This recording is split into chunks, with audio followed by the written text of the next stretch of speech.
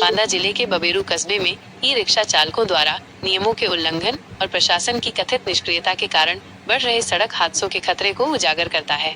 बबेरू में e rickshaw चालकों पर लगाम लगाने की मांग। बांदा, उत्तर प्रदेश। बांदा जिले के बबेरू कस्बे में ई रिक्शा चालकों की मनमानी और लापरवाही से सड़क दुर्घटनाओं का खतरा लगातार बढ़ता जा रहा है। हाल ही में तहसील रोड अस्पताल के पास एक तालाब में नशे में धुत एक ई रिक्शा चालक ने 4 सवारियों सहित रिक्शा पलट दिया, जिसमें 2 लोग गंभीर रूप से घायल हो गए। यह घटना ई रिक्शा चालकों द्वारा नियमों के उल्लंघन और बबेरू प्रशासन की कथित निष्क्रियता पर गंभीर सवाल खड़े करती है। मुख्य चिंताएं। नशे में ड्राइविंग। कई ई रिक्शा चालक नशे की हालत में वाहन चलाते हैं, जिससे यात्रियों और सड़क पर चलने वाले अन्य लोगों के लिए जानलेवा खतरा पैदा होता है। ये एक गंभीर सुरक्षा उल्लंघन है, जिसके लिए सख्त दंड की आवश्यकता है।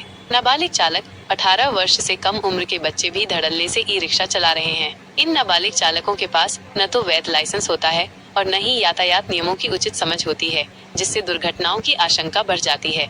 प्रशासन की निष्क्रियता। स्थानीय प्रशासन, विशेषकर बबेरू प्रशासन पर इन अनियमितताओं पर कोई ठोस कार्रवाई न करने का आरोप है। ई रिक्शा चालकों की न तो कोई जांच होती है और न ही उनकी मनमानी पर कोई लगाम लगाई जाती है, जिससे ये समस्या विकराल रूप लेती जा रही है। भविष्य के खतरे और जिम्मेदारी। यदि इन ई रिक्शा चालकों पर जल्द कोई सख्त कार्रवाई नहीं की गई, तो भविष्य में कोई बड़ी दुर्घटना होने की आशंका है। ऐसे में ये सवाल उठता है कि इसकी जिम्मेदारी कौन लेगा? क्या ये बबेरू प्रशासन की होगी, ई रिक्शा चालकों की, या उन परिवारों की जो अपने प्रियजनों को खो देंगे?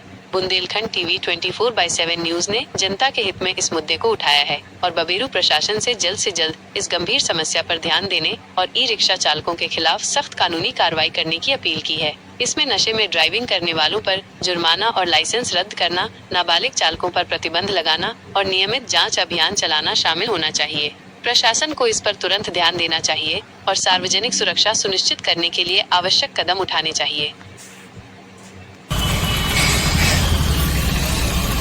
ट्रैफिक लगा हुआ है।